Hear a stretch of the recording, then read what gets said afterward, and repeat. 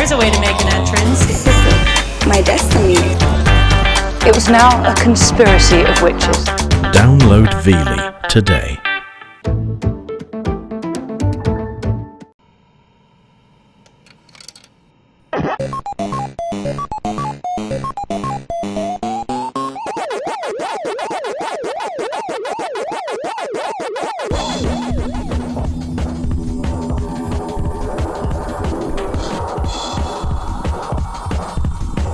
People often say that there is a war against nature and that this is the Third World War.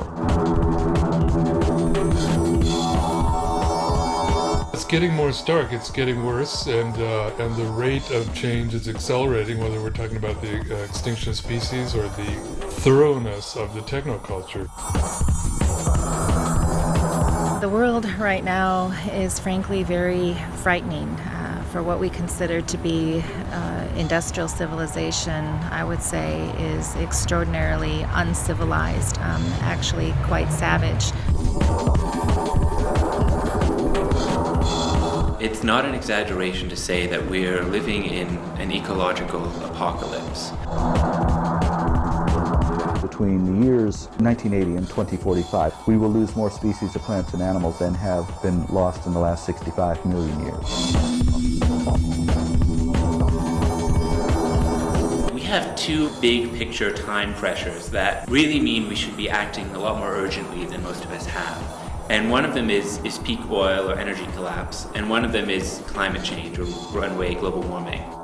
I think that most people, even most scientists, continue to underestimate how far down the path to climate catastrophe we've already traveled.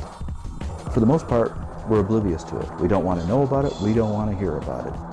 The one thing I'm most afraid of is that we're going to mount a tremendous campaign to sustain the unsustainable. At this point, the scientists are saying that the Earth's temperature may increase by as much as 10 degrees. At that point, there may not even be bacteria left. When the oil starts to really run dry, and when those in power have to assert their power in a time of dwindling resources, I think they're going to turn to much more blunt and cruel methods of enforcing their power. The whole climate is changing. The winds, the ocean currents, the storm patterns, snowpack, snowmelt, flooding, droughts.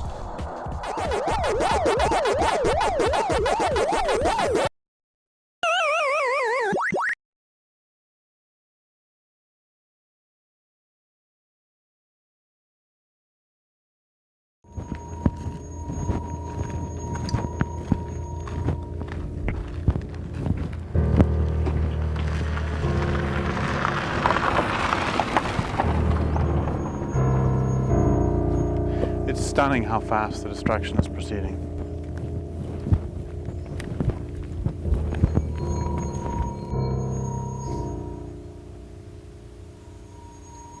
Every day that passes, the world is in worse shape. The sad-looking man you see on the screen is Derek Jensen. Jensen is the best-selling author of several non-fiction books, including A Language Older Than Words and A Culture of Make-Believe. His books deal with topics such as surveillance, child abuse, the environment, and something he calls civilization.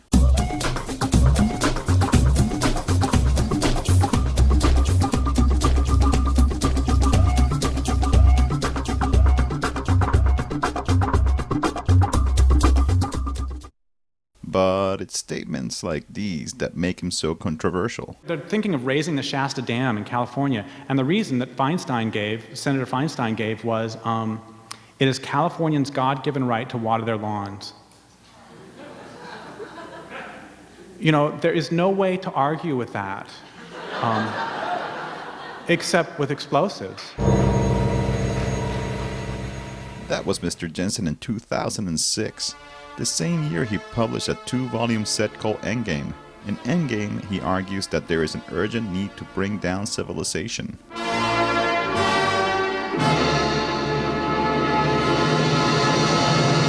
If people would have brought down civilization 100 years ago, people in the Pacific Northwest could still eat salmon. There's going to be people sitting along the Columbia 50 years from now, and they'll be glowing for one thing, but they'll be starving to death, and they'll be saying, I'm starving to death because you didn't take out the dams that killed salmon. And those dams were used for barging and for electricity, for aluminum smelters, for beer cans. So, God damn you. He lays out his case against civilization by enumerating 20 premises. Due to time limitations and the fact that most people would not tolerate a 20-hour movie, we will explore 4 of these premises and accompany them with real-life examples. Industrial civilization, civilization itself, but especially industrial civilization, is not and can never be sustainable. It doesn't take a rocket scientist to figure out that any way of life that's based on the use of non-renewable resources won't last.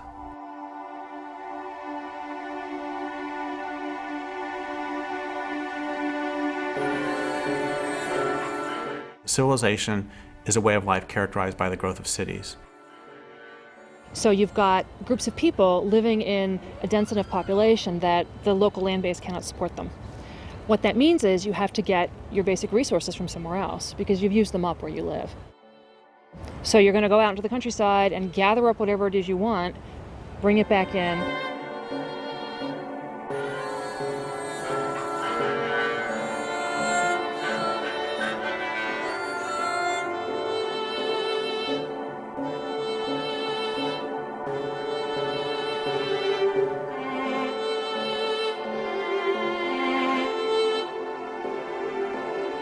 If you require the importation of resources, what that means is you've denuded the landscape of that particular resource.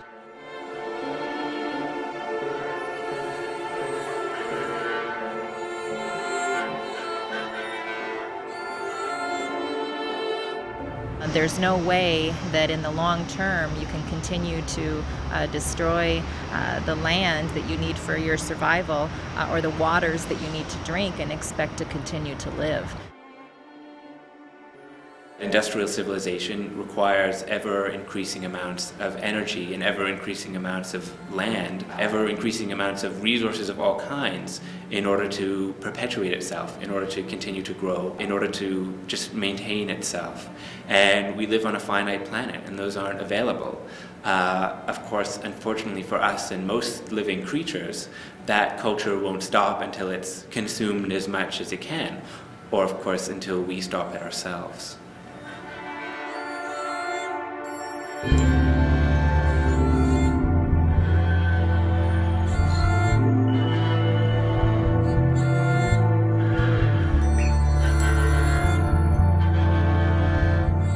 If you have a finite amount of anything, if you start using it, eventually you use it up. And so it would seem that if your entire culture is based on, I don't know, let's take a random resource, oil, that you would think about what's going to happen when the oil runs out. We found energy resources that have allowed us to escape some of the kinds of limits that previous cultures have had to face much more quickly. It used to collapse because they ran out of resources, easily accessible resources, the limit being the distance that people could travel with things like horses or other pack animals. That ended with the beginning of the fossil fuel age. Now they can go all over the planet and take what they want. So globalization has only accelerated this tremendously destructive process. We've poured our wealth into building an infrastructure for daily life that has no future. I do think that the oil problem is going to accelerate within the next 3 to 5 years, maybe even sooner. The numbers indicate that we've probably peaked in global production.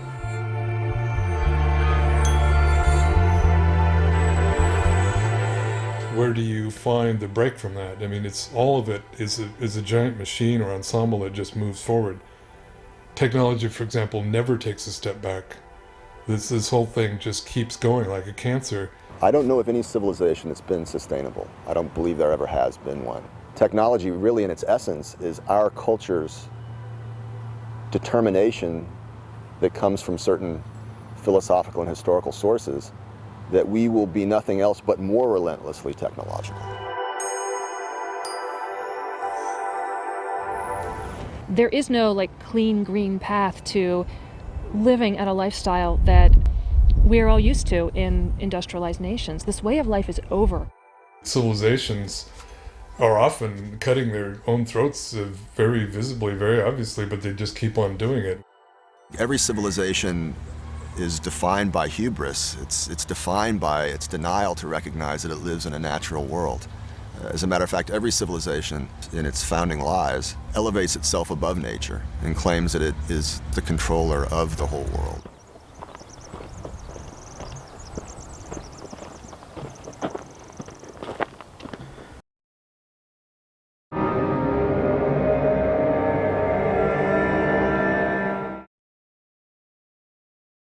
The first written myth of this culture is Gilgamesh deforesting the plains and hillsides of Iraq. When people think of Iraq, is the first thing they normally think of cedar forests so thick that sunlight never touches the ground? That's how it was prior to the arrival of this culture.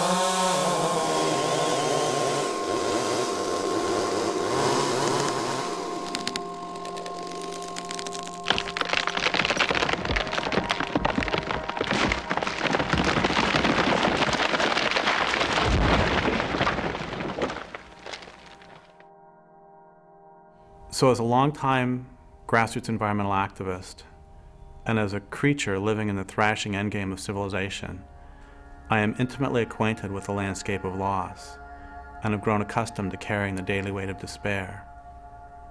I've walked clear cuts that wrap around mountains and drop into valleys and climb ridges to fragment watershed after watershed, and I've sat silent near empty streams that 2 generations ago were lashed into whiteness by uncountable salmon coming home to spawn and die.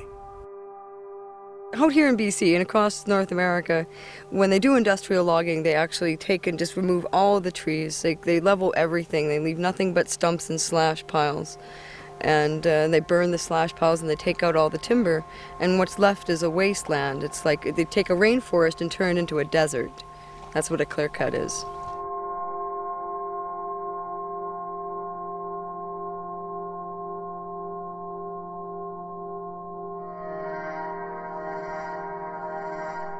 They use them for pulp. They export them whole to the United States and to Japan. There's not very much milling that happens anymore in BC. It's just getting exported for pulp and paper and fiberboard and plywood and whatever else. Not a lot of value added. This tree has been selected to be cut, and usually the company will only clear cut, but this tree is in what they call a streamside selection zone. That's why they've got it marked blue, because it's a selection zone. In a clear cut, they won't paint the trees that they're going to cut down. They only paint the ones that they're going to leave.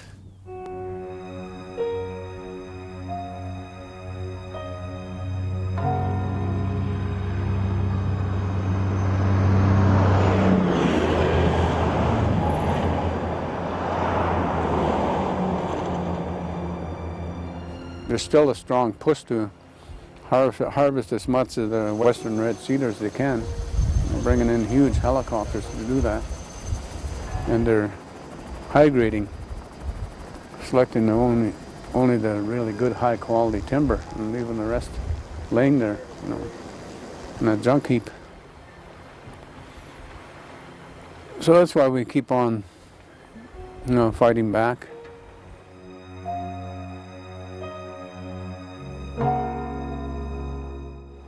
I think the last straw was when they wanted to log the Valley of Ista because of its historical and spiritual significance to our people. But they logged it in spite, just to make a point against our resistance, against our overall position, with regards to treaties or encroachments of industry development in our territories.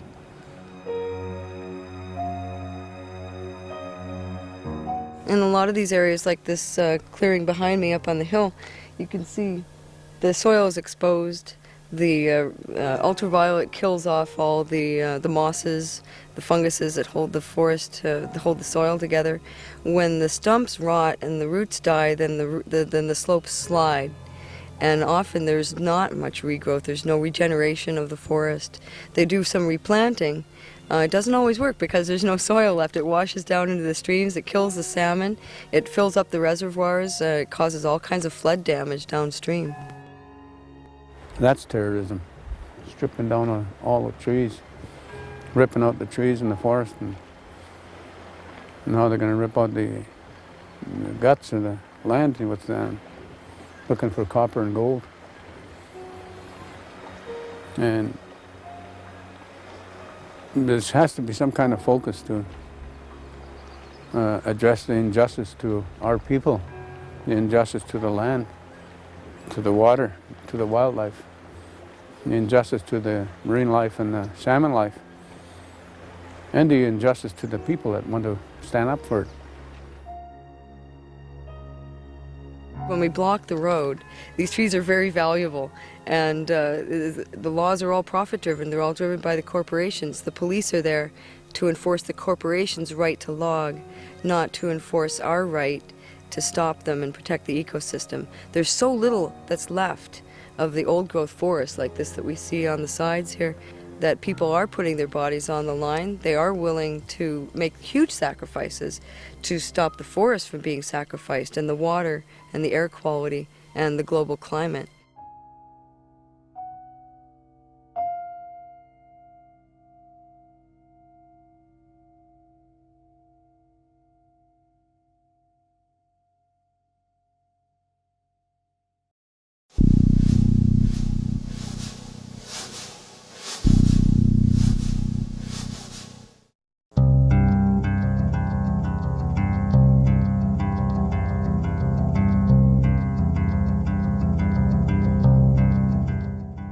Traditional communities do not often voluntarily give up or sell the resources on which their communities are based until their communities have been destroyed.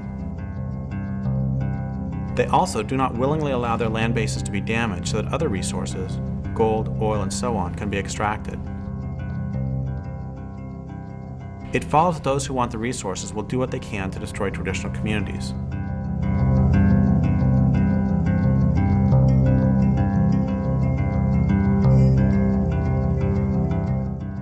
Our people, we say, have been there since time immemorial.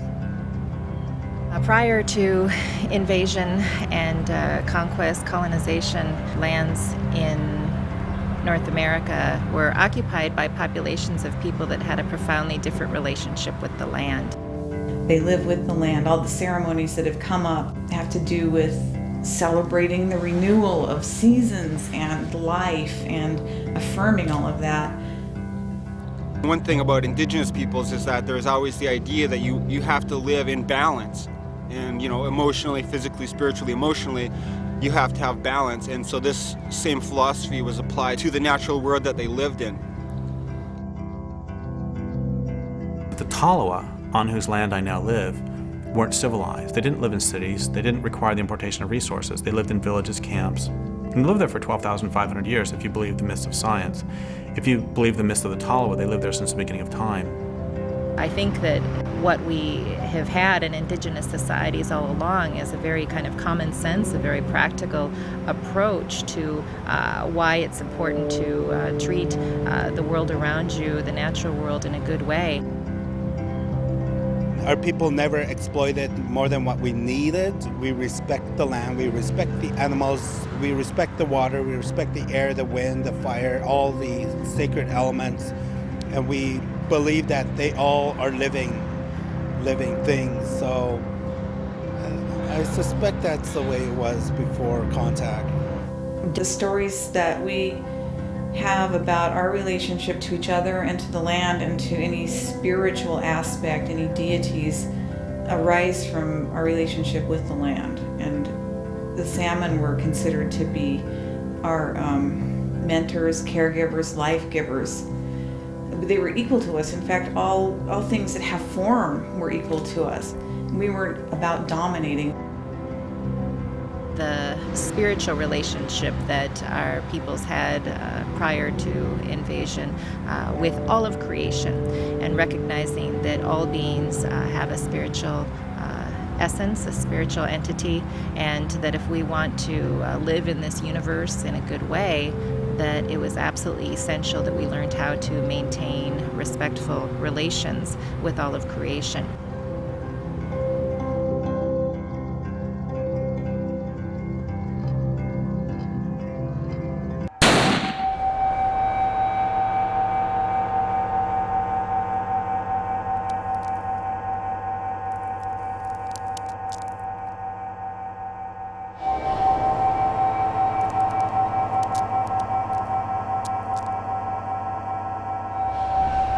When Europeans came to this land, it was with such a rapacious appetite. It still has not been sated. They brought Christianity, they brought colonization, and certainly they did bring civilization. They came in and they were sent with this commission, they felt, apparently, to dominate the land, and it was just basically there for the taking. These people would accept beads or just kind of get out of the way, and of course they had superior firepower at that time too. Right off the bat, with Christopher Columbus landing in the Caribbean region on what is today Haiti and the Dominican Republic, they initiated almost immediately a genocide down there that depopulated most of the nation there, the Taino and the Arawaks. And one of the main things that happened was the introduction of diseases, which was basically biological warfare. The smallpox was spread through tobacco and blankets and given to the Indian people. So it didn't take them long to be decimated because they were pure. And the smallpox was vicious, very vicious. When Europeans came, much of what they were interested in was rapid resource exploitation. They wanted to get wealthy in the New World.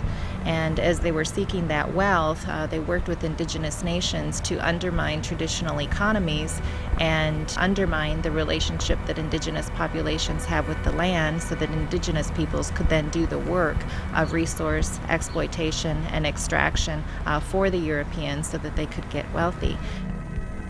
In imposing those things on indigenous peoples, of course, they destroyed indigenous peoples and their nations and their way of life. Generally, indigenous peoples suffered 90% or more depopulation rate upon having contact with Europeans. It was a genocide, war for territory, because the Europeans wanted to take the resources.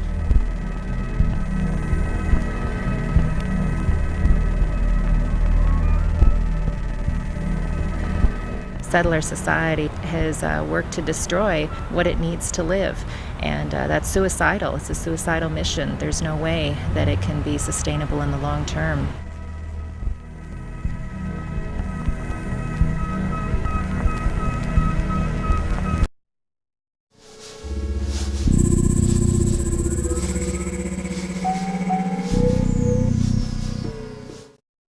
I gave a talk in Oregon a couple years ago, and this guy afterwards said, you know, you talk a lot about this culture being based on violence, but I don't see it. You know, I'm not violent. And I said, okay, first off, where's your shirt made? And he looked, and it was made in Bangladesh. It's like, look, do we even need to talk about that? He's fucking faking he's dead. Yeah, he's breathing. He's faking he's fucking dead. Yeah, he was playing. Our way of living, industrial civilization, is based on, requires, and will collapse very quickly without persistent and widespread violence.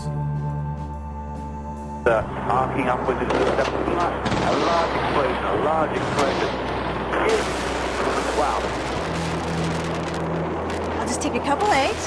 How many you want? Two. Two is good. Okay. And then what next? Some ham. Great. Tomato. Tomato. Okay. How about that? Okay, some onion. Onion. Ooh, and cheese. Everything then, right? Okay, You want yes, everything. everything. Okay. I understand. Okay, we'll just pop this on.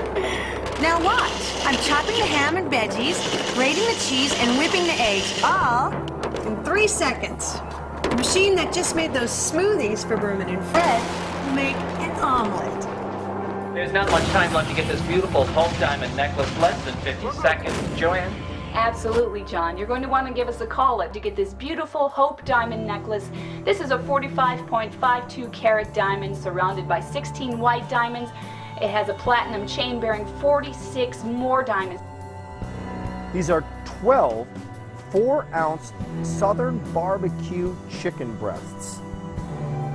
These Stuffin' Gourmet farm fresh chicken breasts come from the barnyard to your backyard. They're wonderfully marinated and guaranteed to be tender, juicy, and downright delicious.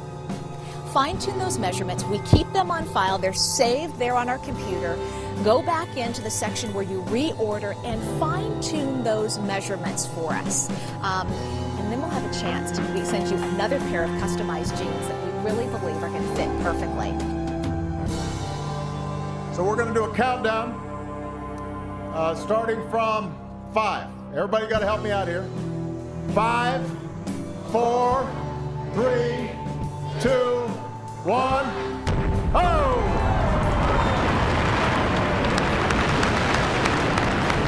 It worked.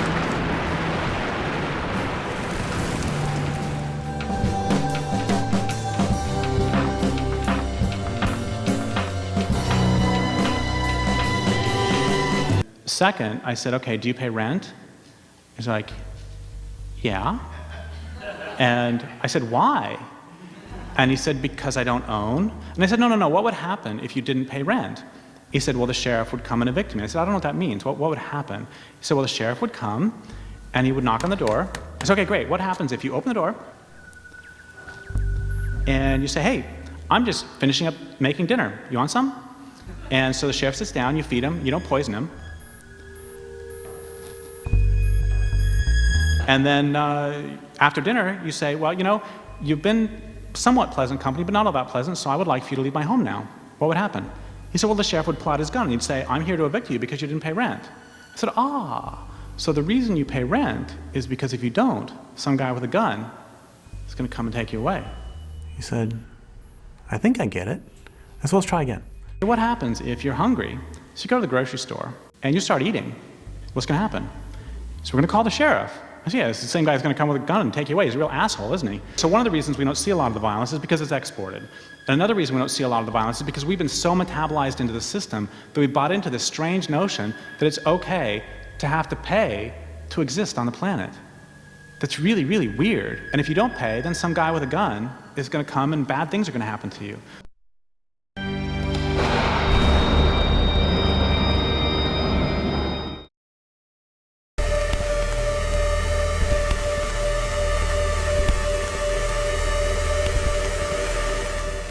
A few years ago, I got a call from a friend of mine. She's an environmental activist. She was crying, and she said, this work's just killing me. It's breaking my heart. I said, yeah, I know, it'll do that.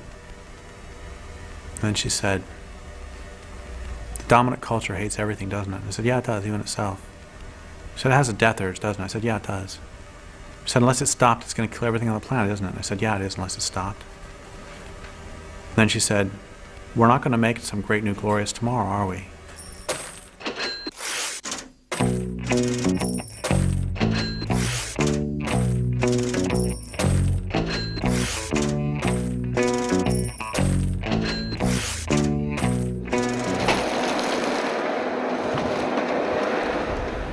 %98 of the old-growth forests are gone. 99% of the prairies are gone. 80% of the rivers on this planet do not support life anymore. We are out of species, we're out of soil, and we are out of time.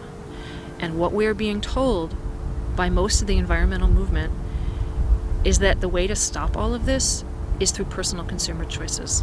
By simply purchasing our product, the consumer can make a small, easy step to a greener earth. So by taking that one roll and buying that one roll, you can help save millions of trees. I think we can really look at the history of the environmental movement to tell us a lot about why it hasn't been working. There was a lot of pretty radical and militant environmentalism happening, especially in the 70s and 80s. In a lot of ways, that was kind of a heyday for environmentalism. You know, Greenpeace was founded.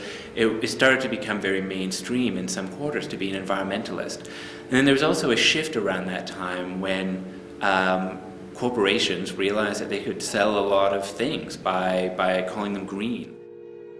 Greenwashing is an attempt by corporations to put labels on their activity that are popular and that appeal to people's sensibility about and concern for the environment and for ecology. For the vast majority of people within society today, that there's a total sense of denial and disconnect between what they think is good and right and then their actions as a society or as a civilization, especially as it relates to the natural world. I have a real problem with a lot of the, quote, solutions, end quote, that are put forward by people because they confuse what is real with what is not real. What they do is they take the industrial economy as a given. How can we save the industrial economy? And oh, it would be nice if we still have a planet. It doesn't matter if I buy, hemp soap if there's a runaway greenhouse effect and the planet becomes uninhabitable. The modern mainstream environmental movement of the big environmental organizations, Greenpeace and Sierra Club and the others, is rooted in that very same cultural lie that nature is resources. Nature is things to be used and managed. Nature is as the philosopher Martin Heidegger put it, just a vast gasoline station that we can just endlessly extract from. They may say we need to manage it more wisely, but as long as they maintain the mindset that we are the lords of creation and creation exists for us as resources to be transformed into commodities for us to buy and sell, as long as they maintain that perspective on what it means to be an environmentalist, then they're working within the same framework of an ultimately self-destructive path that the culture is on.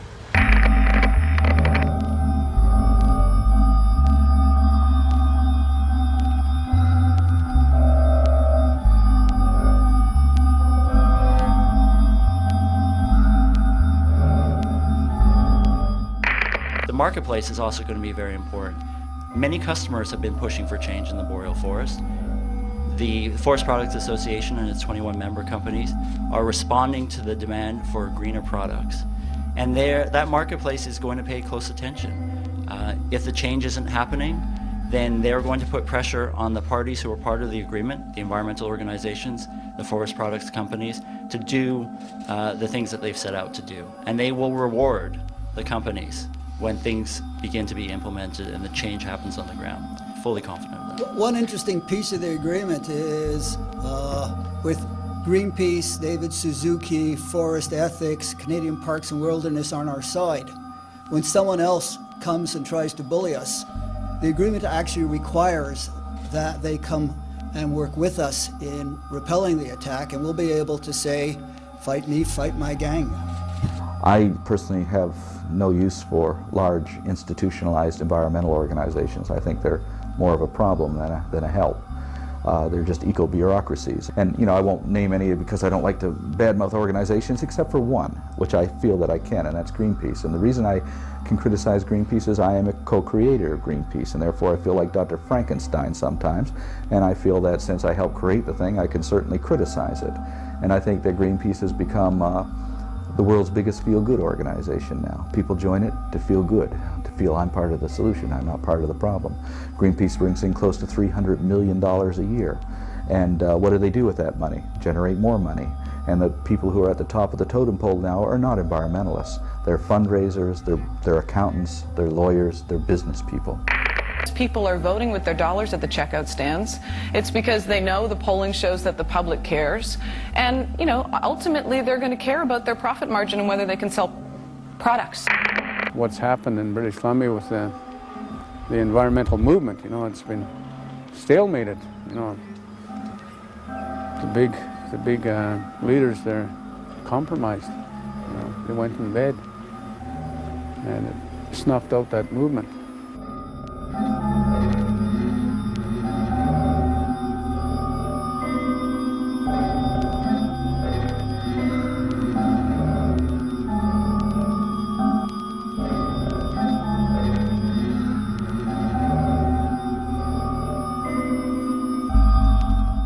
So what happened was there was direct action, there were blockades, there was an international market campaign that put a lot of pressure on the companies that were logging in the Great Barrier Rainforest. But the end result was that all fed into a closed-door negotiation with Sephora Berman leading the negotiation, or as chief negotiator on the conservationist side, where a lot of the groups that actually did the work, the direct actions, and did the market campaigns were shut out of the process.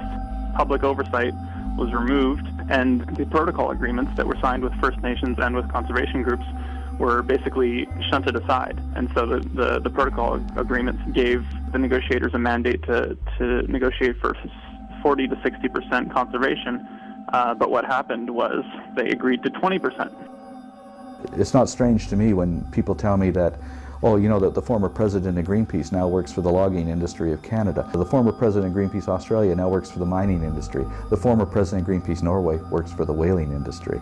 See, because it's just one corporate job to the next.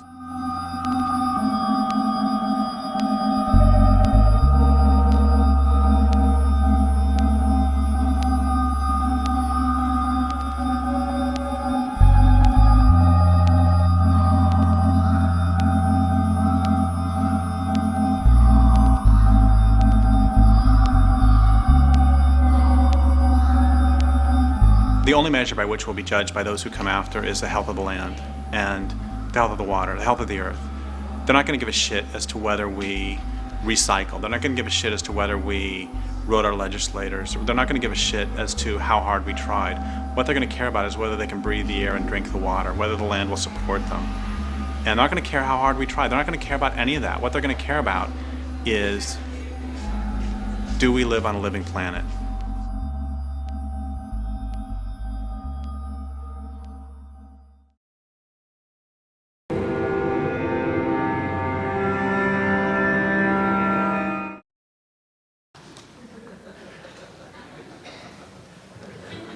Okay, so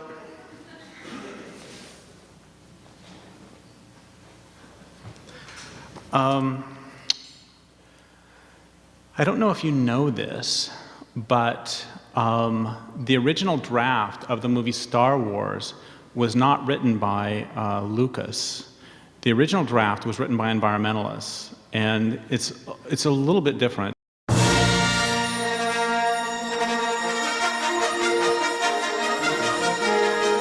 For one thing, it wasn't actually called Star Wars.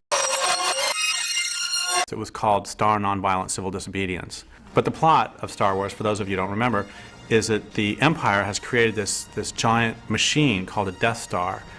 And it's a machine that's capable of destroying entire planets. And in the movie, the rebels find a way to destroy the Death Star.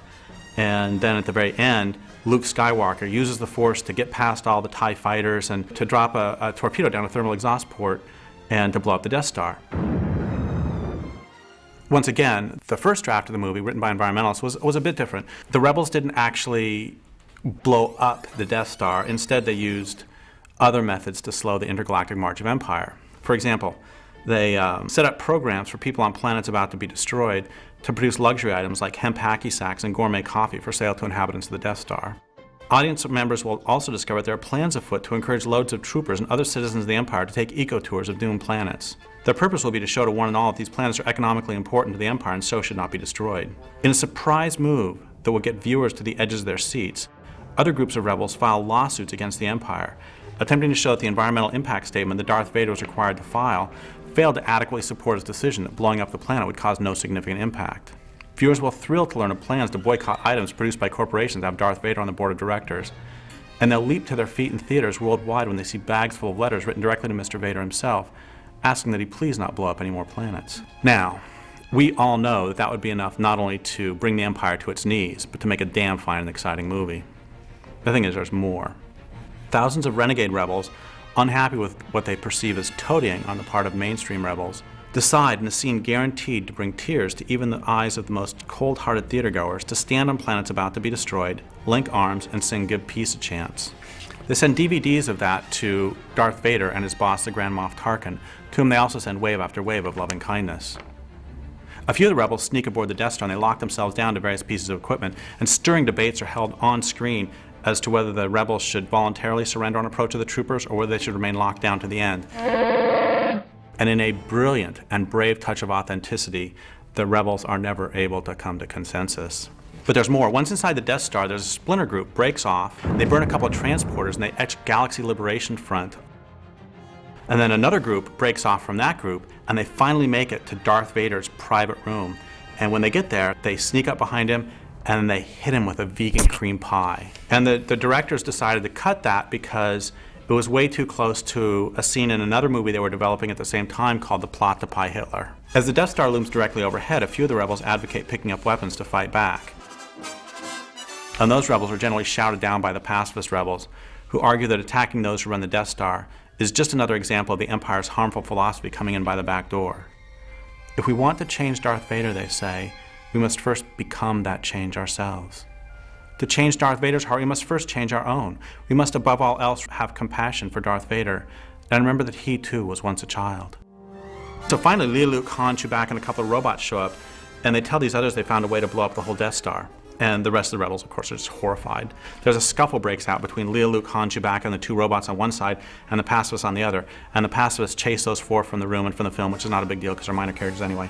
But anyway, the way the movie ends is that the Death Star looms closer and closer, and then you see the Death Star, and then you see the planet, and then you see the Death Star, you see the planet, and then you see the Death Star, and you see the lasers start to glow this hellish red, and then you see the planet again, and then you see psst, this little light, and what that is, that's the environmentalists getting away before the planet gets blown up. And you see the Death Star again, and then it blows up the planet. And then the final shot of the movie, which reveals what a complete triumph this was for the rebels, is a still showing an article on the lower left of page 43 of the New Empire Times that devotes a full 3 sentences to the destruction of the planet. So it's like, yeah, we got some press.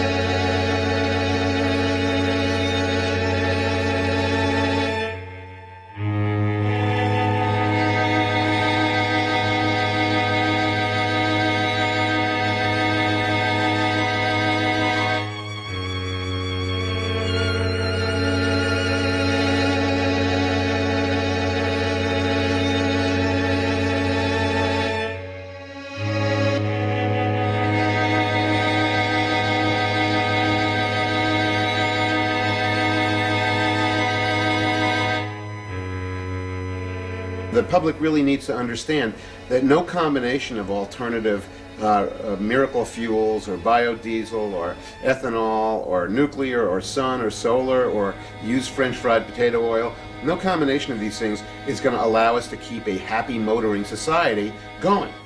We are using up all the very easily accessed energy sources, and we've really built this huge way of life based on cheap oil, essentially. The world as we know it, which relies entirely on oil to function, is nearing its end. We are headed for the crash. That oil is not going to come again.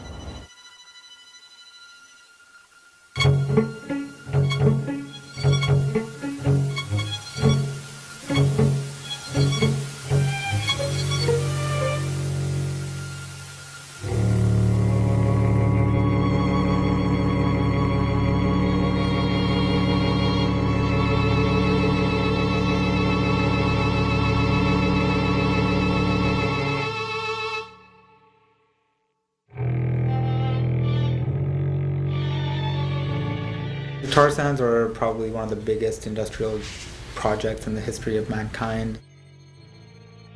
The tar sands are the largest, most destructive environmental project on the planet right now. It's oil extraction. It's some of the dirtiest oil on the planet, which means that it takes the most energy to extract. And the reason that we're extracting this particular brand of dirty oil is because there's no other oil left to extract.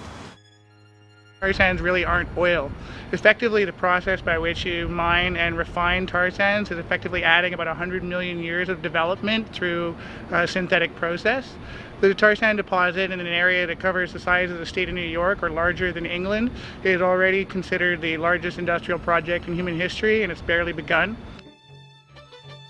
They extract it from the sand by steaming and heating water and basically boiling it.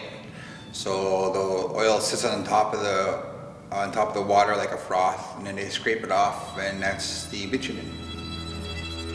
There's mining processes and in situ processes, and both of them are pretty much trying to extract bitumen out of the sand. To produce 1 barrel of oil, you have to first, after you've cleared off the ground and broken all the trees down and so forth, then dig a pit which can be up to 200 feet deep. For each barrel of oil, there's 4 barrels of water used in a process called a slurry, where you spin it at a high speed, high velocity, with high temperatures of water to separate the bitumen, which is the pre-synthetic oil, from the sands itself and all of the clays and silts. But that's after you've already dug out what has to be hundreds of tons of earth. The energy that's required to actually do that is approximately, people say for almost every barrel of oil you need about a half a barrel of energy just to produce this. So for every barrel of energy input is 2 barrels of oil that are produced. Whereas with conventional crude it was very, very minor in terms of the energy that's inputted to actually get the crude oil out.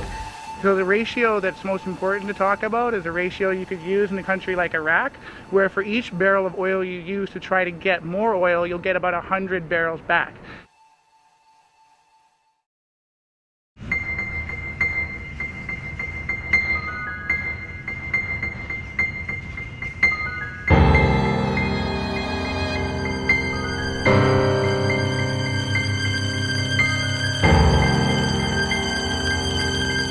The Athabasca River, which runs through northern Alberta, where you have like many different native communities living along the river, is being sucked of its water to fuel the tar sands operations. Because of the contamination of the river from oil sands discharges of things like oil and grease and treated sewage into the Athabasca River. And sometimes there's accidents of spills of these toxic chemicals directly into the Athabasca rivers. The community of Fort Chipewyan, both the Mikisew Cree and the Dene Chipewyan First Nation, who have been fighting and really at the front of like raising the alarm about what's happening, and their community has been seeing all this rise in rare cancers, autoimmune diseases, arsenic in the land, the moose meat, the fish are high levels of heavy metals, mercuries. Basically the whole environment up there is contaminated.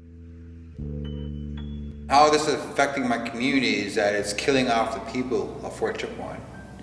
It's what I've called before a slow industrial genocide. I buried my auntie, I buried my uncle, I got an auntie living with it. And this is a war for our lives because the government is allowing the people of Fort Chip to die. The tar sands are not only fueling the destruction of the second fastest rate of deforestation in the world outside of the Amazon River Basin, they're already the second fastest contributor to climate change in North America. And with the goals of production that they're talking about, the CO2 emissions will make it so the only way you could outstrip a climate change contributor for all of North America would be to combine all of the coal-fired power plants from Alberta to Arizona and in between across all of North America. I think that the tar sands is the absurdity of still desiring oil when we know so well that, for example, fresh water is just an elemental part of human existence, and that we're running full force towards extracting these last little bits of oil to sustain this plastic culture, this plastic civilization, to the destruction of the environment in which we can live. People say it's like the world's addicted to crack, and this is like the dirtiest and most disgusting form of crack that'll keep it addicted for a lot longer, right? Like this is actually what it is. It is the most insane thing that people are doing.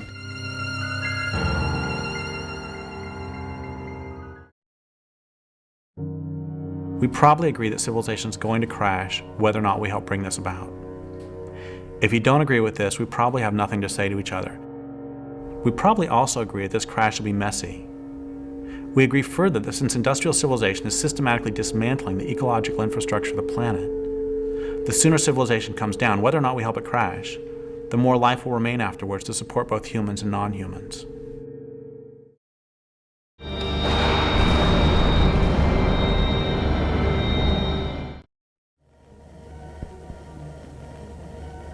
The genesis of Endgame, really, the book, was really because I did some talks around the possibility of fighting back, and the response by the audience was really predictable. If it was an audience made up of sort of mainstream environmentalists and peace and social justice activists, often they would put up what I've taken to calling a Gandhi shield, which is they would say the names Martin Luther King, Dalai Lama, and Gandhi again and again as fast as they can to keep all evil thoughts at bay. And if it was grassroots environmentalists, they would do the same thing, but then they would come up to me afterwards and they would say, "Thank you so much for bringing this up."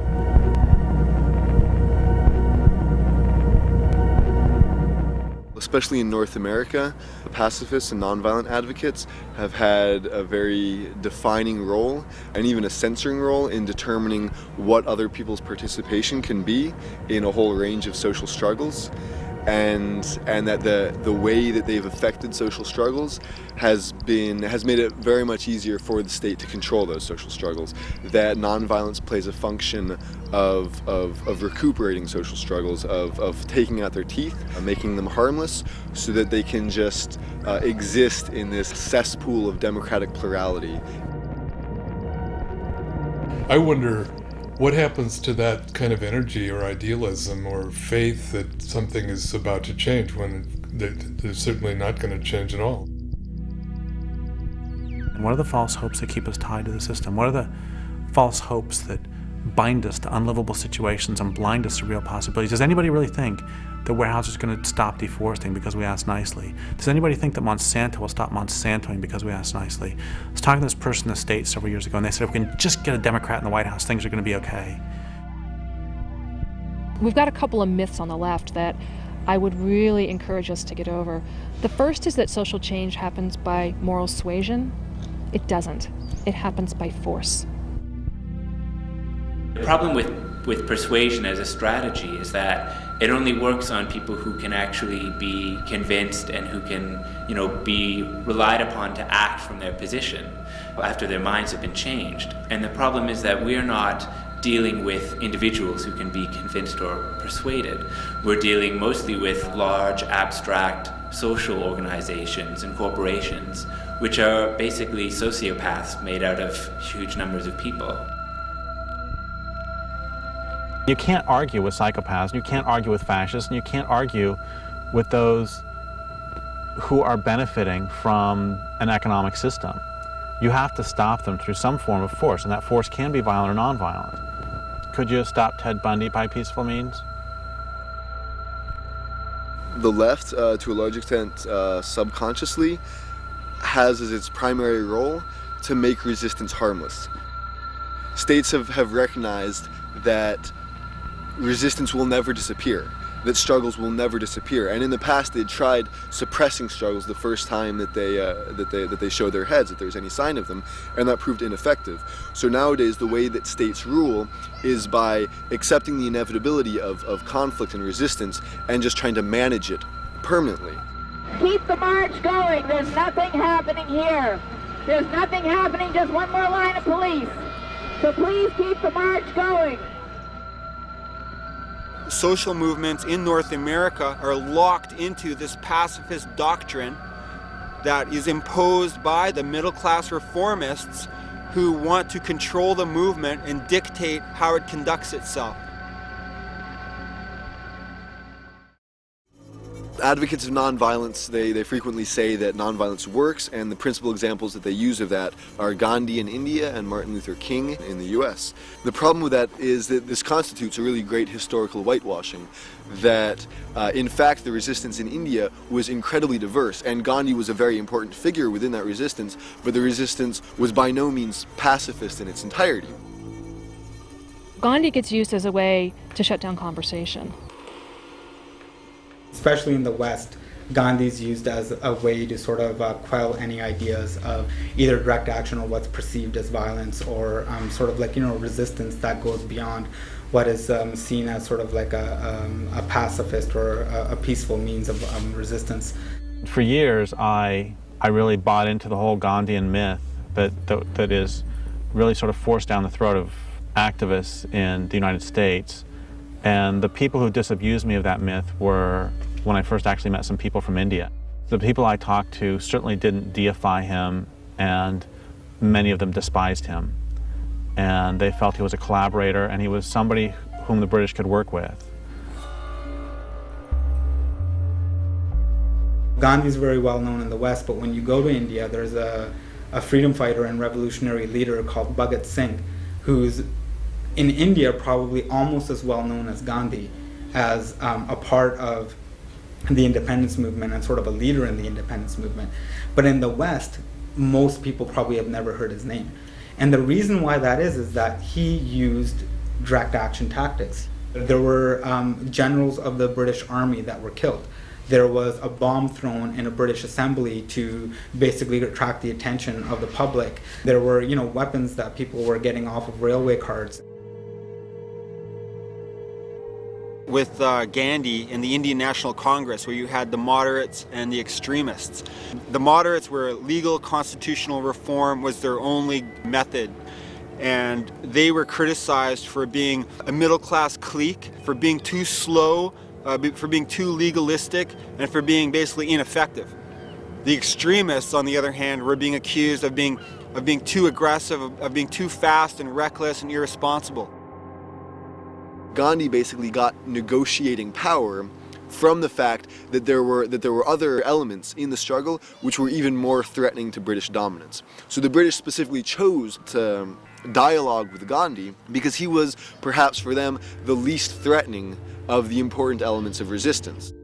Gandhi came in as being the middleman. His theory of nonviolent passive resistance seemed to be a bridge between the extremists and the moderates.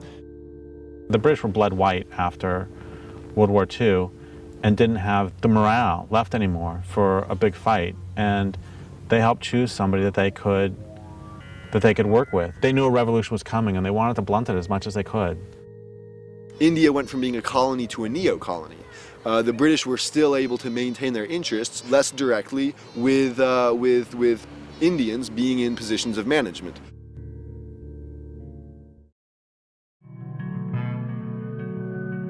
My problem isn't with somebody doing nonviolent actions, and it never has been. I mean, I say all the time that we need it all.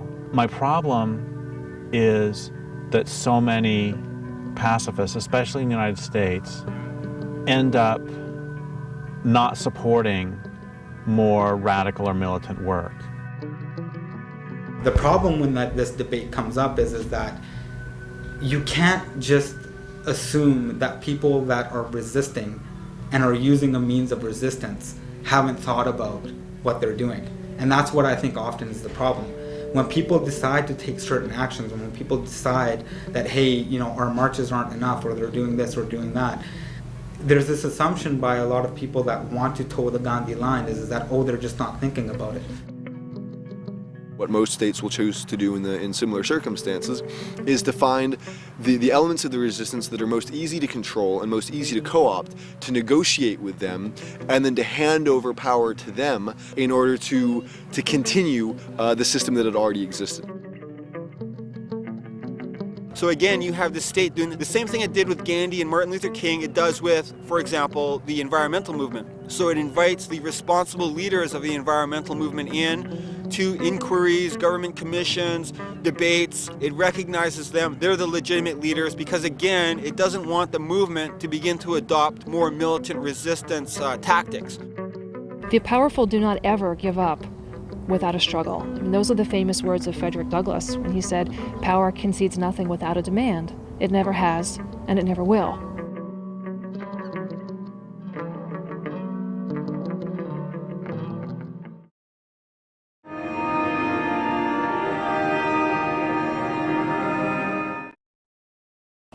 If we use more efficient electricity appliances, we can save this much off of the global warming pollution that would otherwise be put into the atmosphere.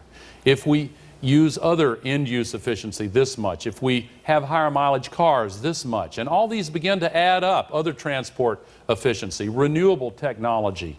We have everything we need, save perhaps political will. But you know what? In America, political will is a renewable resource. When we see solutions, all the so-called solutions put forward to global warming, the thing they all have in common is that they take industrial civilization as a given, and they take the natural world as the dependent variable. It's all about saving civilization, and that's entirely backwards. What it should be is we need to do whatever it takes to save life on the planet. In the next 40 to 50 years, we're going to see the extinction of more species than we've seen in the past 65 million years. That, to me, is a red light and a siren going off as a call to people who will cut through the crap and do what is necessary to protect the earth for here and now and for future generations. It is you that are going to have to answer to your children 50, 75 years from now when they ask what you did during the eco-wars. And in that sense, I think each one of us has to live the life today, this very moment, doing the things that we would be proud to tell our ancestors about. If we are serious about saving life on Earth, we've got to start fighting back in the ways that people do when they realize they need to form a serious resistance movement. Most indigenous populations who maintain any sense of a traditional worldview know that the way of life that settler society has imposed on this land is unsustainable. Yet there's been a sense that we really need to kind of wait until it collapses, or wait until they're done doing, or they've reached their limit and they can't continue the way that they've been going on, and be patient. Fuck patience.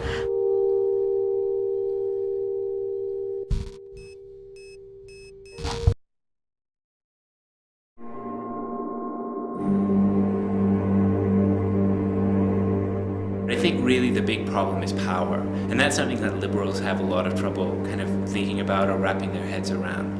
And the problem is that this culture has clearly defined hierarchy. There are people who are clearly in power and who benefit from power and who benefit from destroying the planet and who benefit from exploiting other people. And they've been doing that for a long time, and their power is more important to them than anything else. There is no personal consumer choice that is going to dismantle the systems of power that are behind the destruction of our planet. What we need is organized political resistance. You cannot just simply ask the state for these reforms or for any kind of gains or concessions. You have to force them to do it, and that's the power of disruption. It was a bloody day at the Mohawk Indian community in Oka, Quebec, near Montreal. Provincial police in riot gear stormed the barricades the Mohawks had set up. There were clouds of tear gas, a hail of bullets, and in the midst of the battle, a policeman was killed. All this because of a dispute over a piece of forest the Indians claim is theirs, a forest town council wants to bulldoze to expand the local golf course. The police retreated as abruptly as they'd attacked, leaving behind their cruisers. They also left a heavy front-end loader, which the Mohawks immediately put to their own use. The police cruisers, crushed and useless, became barricades themselves.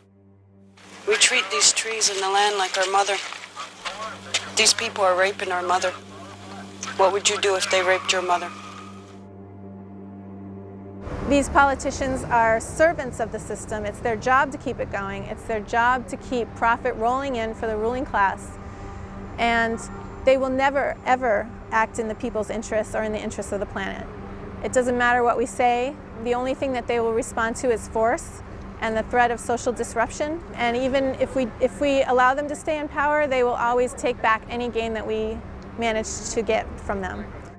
It's really important to recognize that no struggle is done, that there's not any possibility of any lasting victory as long as the state still exists. But we can definitely see in the histories of struggle, small gains have been won and ways in which we've empowered ourselves by the use of all tactics. And I think it's It's not even important to really say if a particular tactic is violent or not, because this is just kind of a moral category meant to restrict action. I think it's more important to look at which tactics can be empowering and liberating and useful.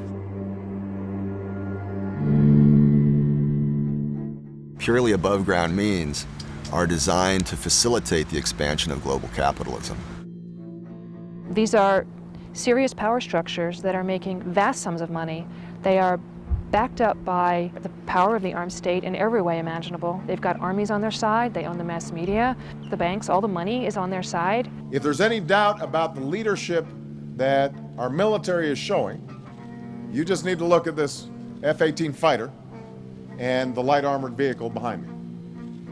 The Army and Marine Corps have been testing this vehicle on a mixture of biofuels, and this Navy fighter jet, appropriately called the Green Hornet, will be flown for the first time in just a few days on Earth Day.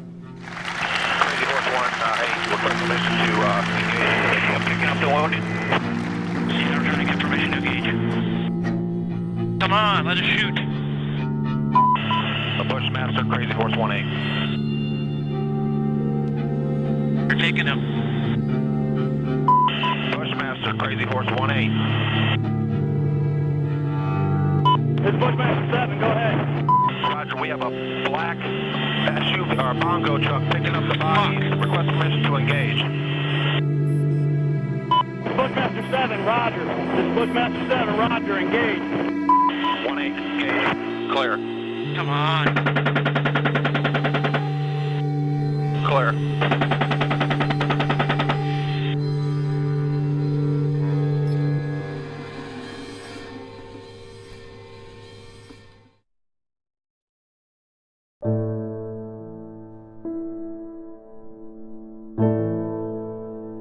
So if the law will not do the right thing, other people will have to do the right thing, and they'll have to do the right thing by breaking the law. And that precedent has been set many times throughout our history. The people who saved the Jews from the German Nazis broke the law for a higher ethical purpose. The people who liberated slaves in our country through the Underground Railroad system to protect them from slave masters and a very barbaric law in the United States at that time. They did the right thing. They broke the law for a higher ethical purpose. We need to start and get out there and go beyond hitting like on Facebook and signing online petitions. We need to be out there in the real world fighting back. I think one of the things that we really have to accept and internalize is that the majority of institutions and the majority of people are never going to be on our side. And so we have to sit down as individual activists and as communities of resistance, as a culture of resistance, and we have to say, okay, well, what will it take to stop this culture from destroying the planet? You know, part of the answer is obviously that persuasion hasn't worked and persuasion is not going to work. If we want to be successful, then we have to look at what resistance movements in the past have done and what they've learned and kind of the different phases that they've gone through as they've tried to assert themselves and try to be successful. When I say organized political resistance, I mean that we need to face power head on. Once you name power, you will find that power is sociopathic, that the people in charge will do whatever it takes to shut you up. The thing about when you enter into a period of social conflict, what you don't want is people promoting nonviolence, because that's going to disarm the people. It's going to disarm the people in the face of an aggressive enemy and in the face of hard social conditions. You want them to have a stronger fighting spirit, because without a fighting spirit, you lack the will to resist. The smartest thing the Nazis did was they made it so that at every step of the way it was in the Jews' rational best interest to not resist. Would you rather get an ID card, or do you want to resist and possibly get killed? Do you want to move to a ghetto, or do you want to resist and possibly get killed? Do you want to get on a cattle car, or do you want to resist and possibly get killed? You want to take a shower, or do you want to resist and possibly get killed? At every step of the way, it was in their rational self-interest to not resist. But I'll tell you something very important, which is the Jews who participated in the Warsaw Ghetto Uprising had a higher rate of survival than those who went along. I think if any of us were alive in Nazi Germany right now, we would know what a resistance movement should be doing. And we need to think about the culture of industrial civilization as if it's a culture of occupation, because it is.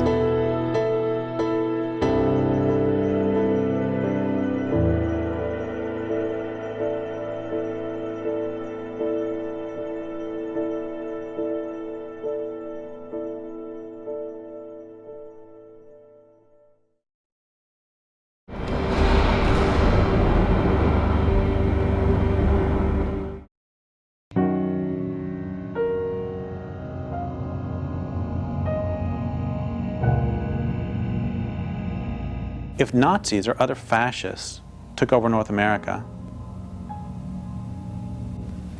what would we all do? What would we do if they implemented Mussolini's definition of fascism? Fascism should more appropriately be called corporatism because it's a merger of state and corporate power.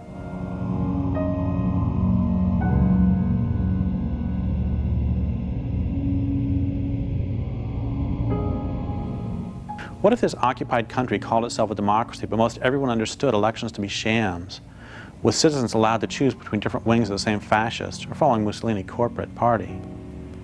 What if anti-government activity was opposed by stormtroopers and secret police? Would you fight back? If there already existed a resistance movement, would you join it?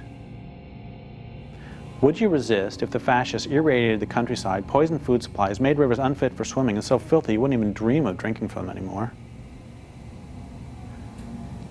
If fascists systematically deforested the continent, would you join an underground army of resistance, head to the forests, and from there to boardrooms in the halls of the Reichstag to pick off the occupying deforesters, and most especially those who give them their marching orders?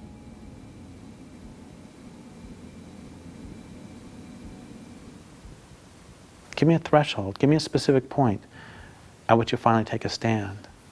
If you can't or won't give that threshold, why not?